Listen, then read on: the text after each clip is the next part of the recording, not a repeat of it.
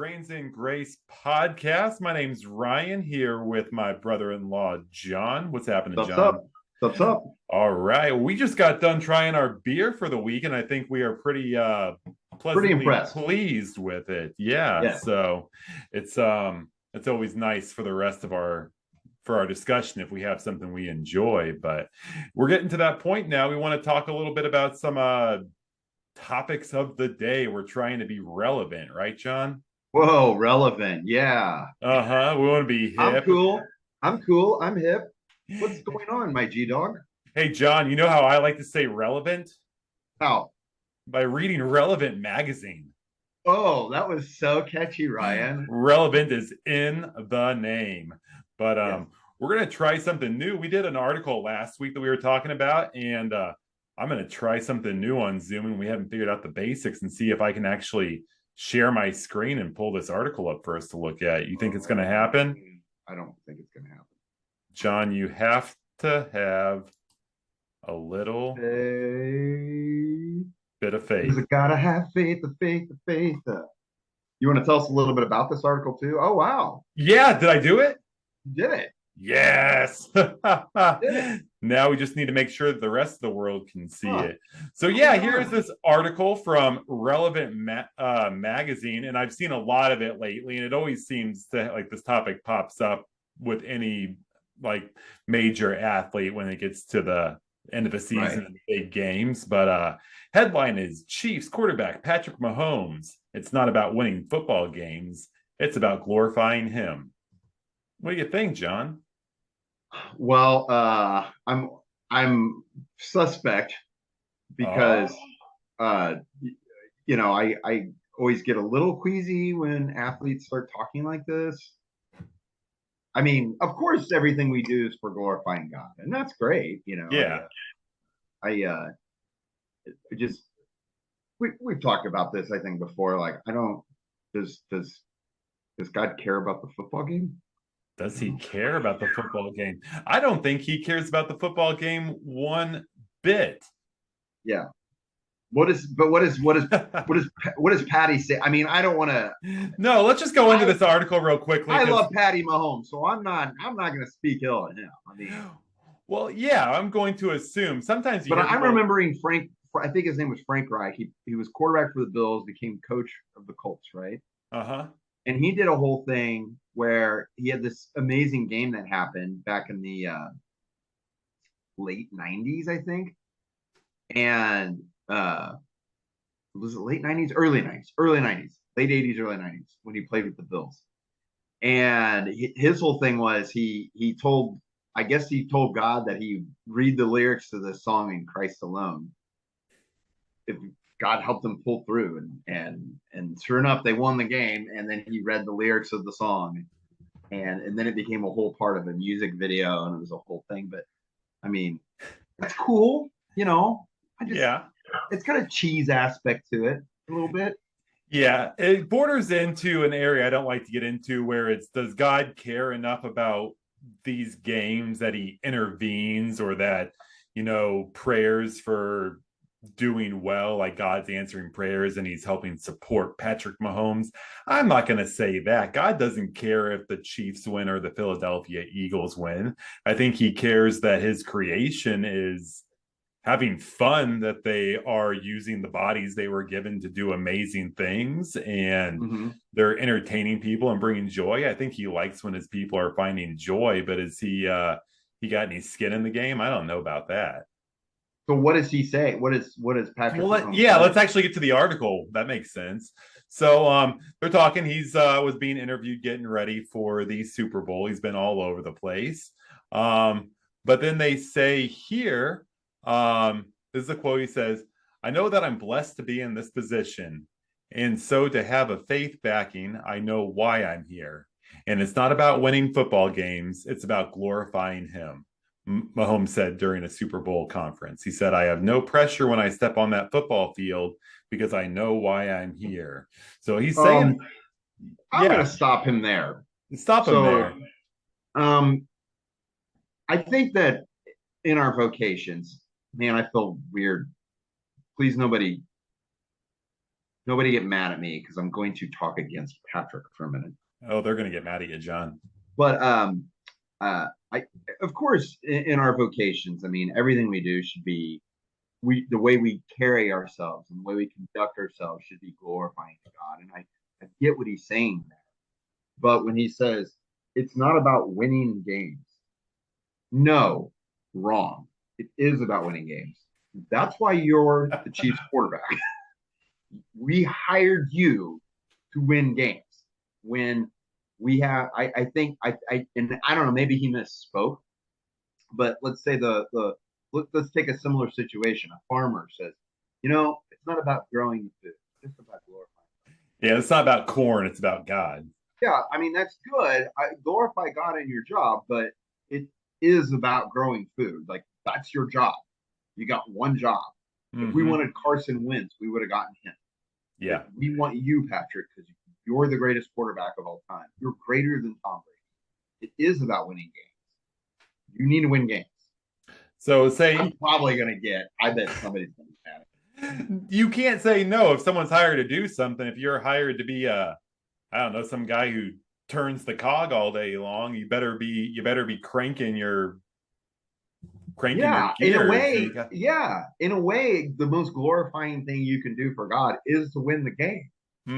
Right? I mean, that's to be the very best. I mean, I think that Christians should try to exude exude excellence and just have that mindset of just being a champion and being awesome and going after it. And, we shouldn't let people outwork us or outthink us or outdo us. We should have a mindset that we're going to conquer. We're going to be conquerors. We're going to overcome challenges. We're going to work harder than the next guy because we're glorifying God in that. We're being honorable in our actions. Yeah. Not just, well, win or lose, who cares? I think the Christian aspect with both him, and we can talk about what we think about that in a second, but also in all of our lives is how we conduct ourselves to achieve that excellence. How are we getting there? What's the persona that we have? Are we being loving, caring coworkers? Are we doing things ethically in the way God would want us to? Are we achieving what we're achieving in the right means? Are we being good role models? And that's probably what he meant there was that it's not about winning at all costs. Like we wouldn't deflate the footballs just to win the game. Like some who would do, John? Who would do that? I don't know. It seems like such a silly to thing. Be the greatest of all time. But yeah, it's about conducting yourself and doing everything up to the point that you can possibly do it without doing things that are like cheating or scooting by or taking the easy route. So I think he probably meant that. I don't think he meant it's not about winning the game. I think he probably meant and I don't know, maybe he didn't mean this. I can't imagine he really thinks it's not about winning the game. Of course you have to win the game. But I get it's like you were saying, it's how you're conducting yourself, the character. So that it should be such that the game's not more important. It's not so important to win the game that you lose your conduct and your morality and your ethics. Well, and because in winning and doing that, you can be a witness for God and how you conduct yourselves. Yes, and by mentioning that, you can, So to win honestly flies in the face of everybody that thinks that you have to cheat to get ahead. It shows that no, you can accomplish things, and you can do things, and you can do them the way God laid out and the way God shows us how to do things in the book of Proverbs. So, did you really know much about his faith? Because every once in a while it pops up, but it's not something he's overly he doesn't discuss all the time and bring up. Maybe a mention here, a mention there. I think if you scroll down too, he did this on a live platform. He did, yes. It was with the big Super Twitter. Bowl. Yeah, scroll down. I think there's a link there where the Twitter. There it is. And he goes. He's saying a lot. I think it's during the Super Bowl festivities that they do prior to the Super Bowl. Yeah, I kind of want to play it, but I don't know enough about YouTube. I don't want to play someone else's content and suddenly lose all that sweet cheddar we're going to get someday from YouTube. But here it is. I mean, what do you think about it? I mean, do you think the same thing I'm thinking there? Or? it's a huge platform, and he had two options. He had the option of saying nothing and not giving a shout out to God, and he had the option to point it that direction. So we can't expect athletes to be pastors or to be theologians or to be people to say everything right or know True, everything. So the true. fact that he had that moment on that big stage and he took the time to say something, it's just when I think about athletes who in their faith, I think of love him or hate him, Tim Tebow, because like everything he said, he was like the Christian role model during his time. He was kneeling before every game. He was like a Christian rock star on the football field. Yeah. Well, and And I guess that's what I get because I don't because I'm like you. I've never sensed that Patrick Mahomes wears it in a way. He's very humble, I think, and he wears his faith in a way that he does represent it really well. yeah, In my you're view, he represents it really well. He carries himself and conducts himself really well. Everybody that knows of him in Kansas City knows he's a classy guy. Everybody likes him. well, it's the idea But of like there is a the Tim Tebows who make me really queasy and uncomfortable because he just when he would just bring that cheese to the forefront, you're just like, oh man, come on. mm-hmm. Do you feel that way too? I don't know. Yes, it was at a time when I was probably peak cynical about my faith, and then everyone you're seeing in media are people like the Tim Tebows, and I'm like, oh man, I'm already like having all not questions about my faith, but about how I'm, interacting as a Christian in this world, and then you see people like that who are everywhere. I'm like, it got a little bit cringy for a while for me. I wasn't a fan of that time period. I want to see your beautiful face again, Ryan. You can't see me in the corner. I can see you in the corner. Can they see you in the corner? Oh, I Can don't they? know. It's back. Yeah, they're done with the article. If they couldn't see us beforehand, they can see us now. Okay, good. I think that they could see our little heads in the corner over here. Okay, So somewhere over. Yeah, yeah, okay. I'm pretty certain while they were looking at that, they saw both of us. But I was worried that you were just going to be looking at that. that I would completely forget and take myself out for the rest of the video. Right, right. If only.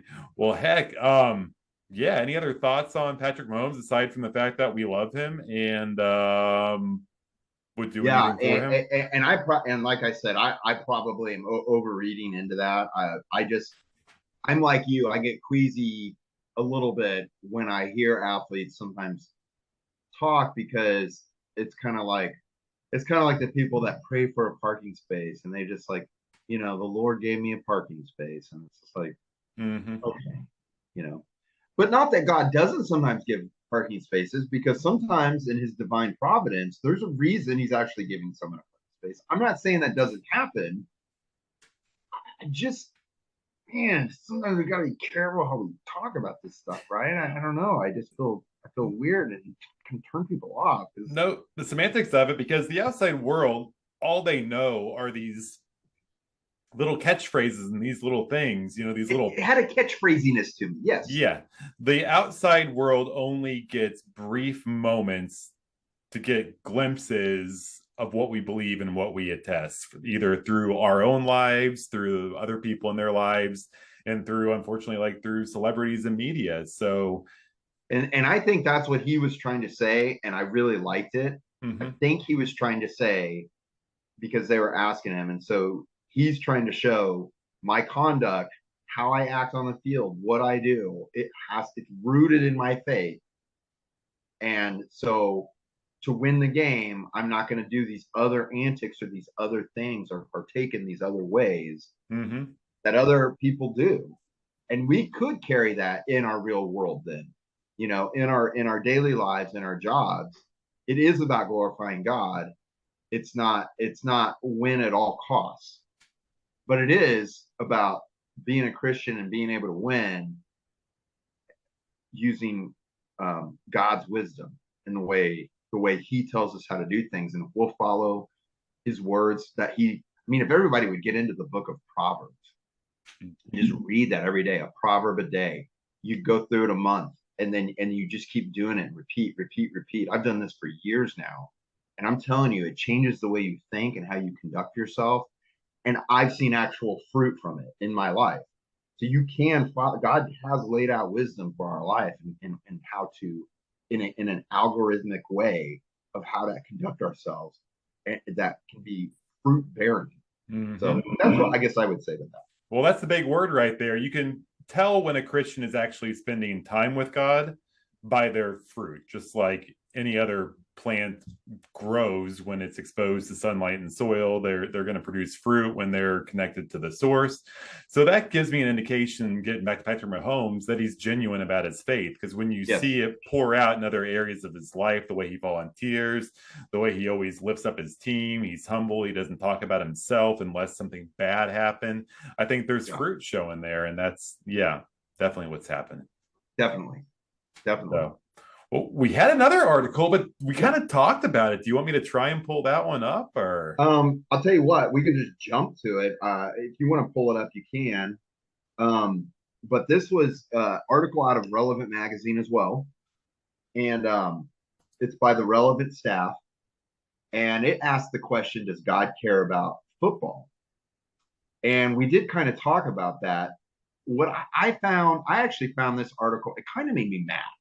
Oh, So, and it made me mad because it while it did say that the Bible doesn't really mention anything about you know um, whether it's clear cut or whether we're supposed to partake in loving football and this and that. They kind of go on to say that is it okay for Christians to invest their time and their money and their energy into the game, especially with, and this is the part that made me mad, especially with the fact that the world's population was on $2 a day or less. And so then this guy kind of brings up that said, he wondered for the relevant staff, because it just says relevant staff is who it's by, but it says, will I get a pass on this at Judgment Day? Will Jesus say, you spent more money on football tickets than 3 billion of my children lived on in 1 year? But I understand those games are sure exciting. Well done, my good faithful servant. So it's kind of like a guilt trip, uh you know. huh. I didn't really appreciate that, and No. I wanted to say something about that because in Proverbs chapter 11, um, verse 26, it says, "People curse the one who hoards grain, but they pray God's blessing on the one who is willing to sell." Now, this scripture to me really says something about the importance of economy in market. It doesn't say people pray blessing on the one who just gives it away. It says one who sells. That's economy that creates jobs, right?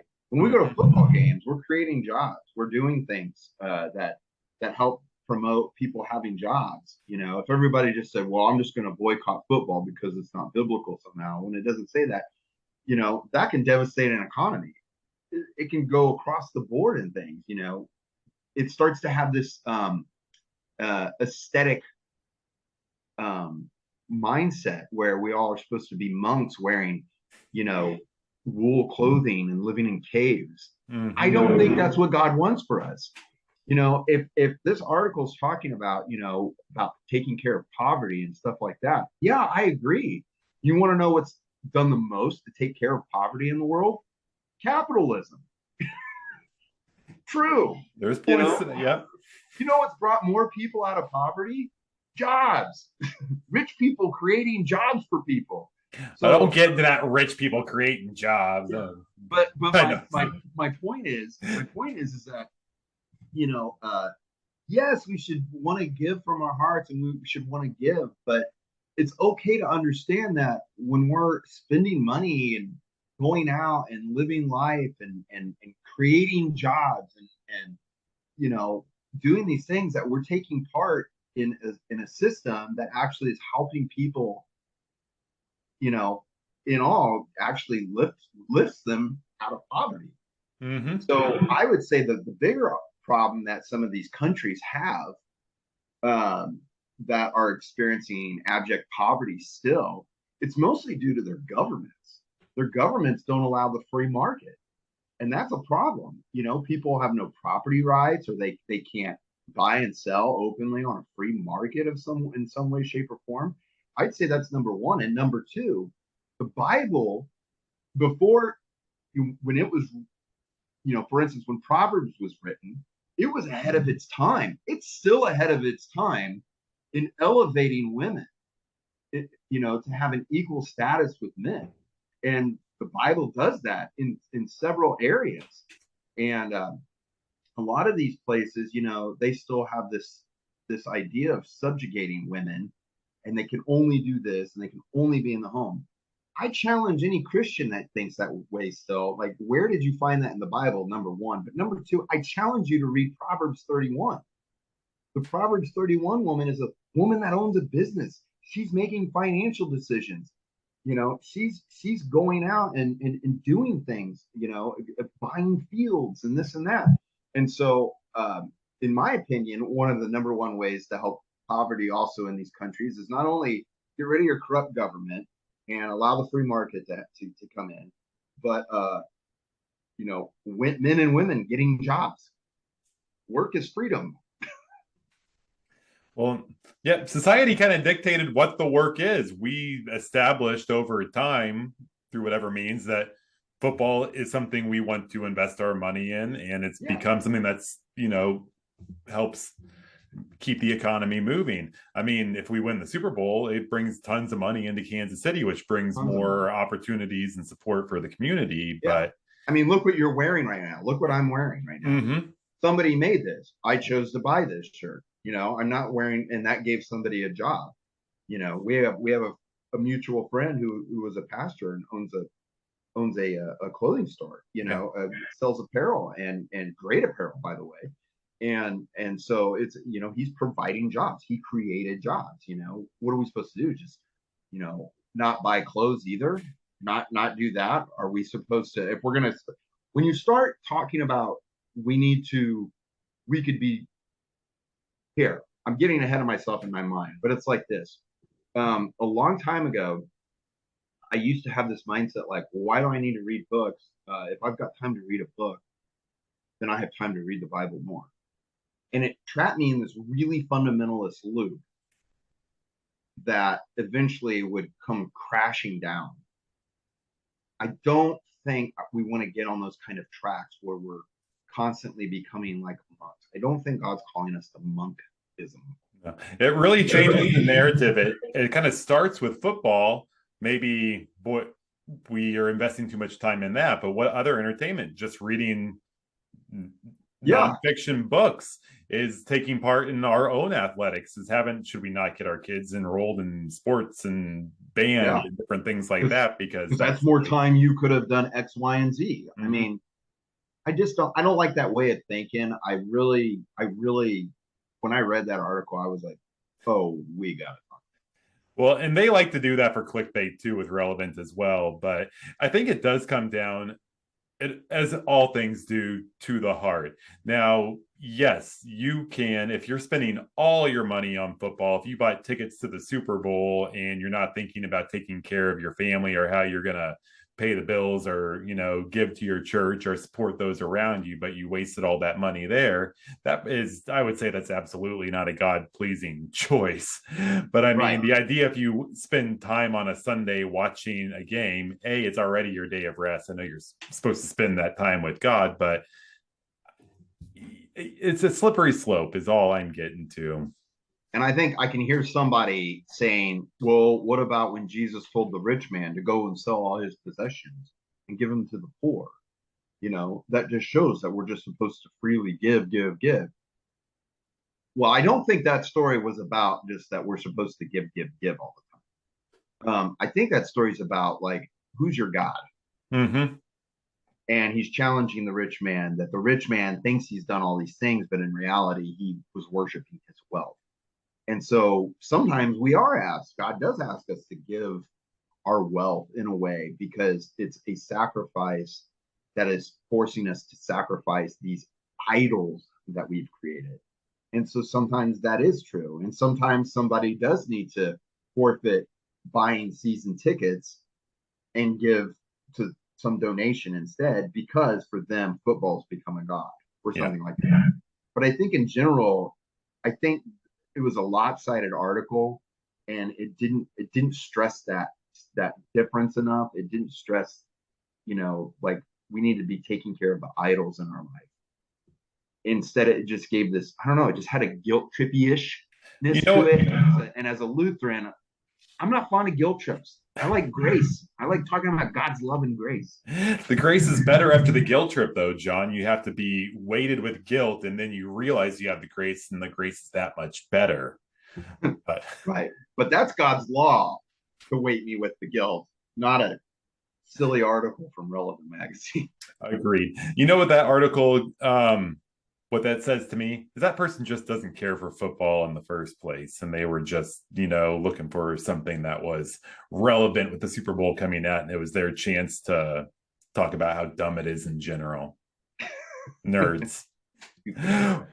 Well, I hey, think we're pushing up against our second break. oh, John, we're over pushing it on this one, but Oh, man. Okay. Okay. Well, we're the Grains of Grace podcast. We will be right back. Stay tuned. bye.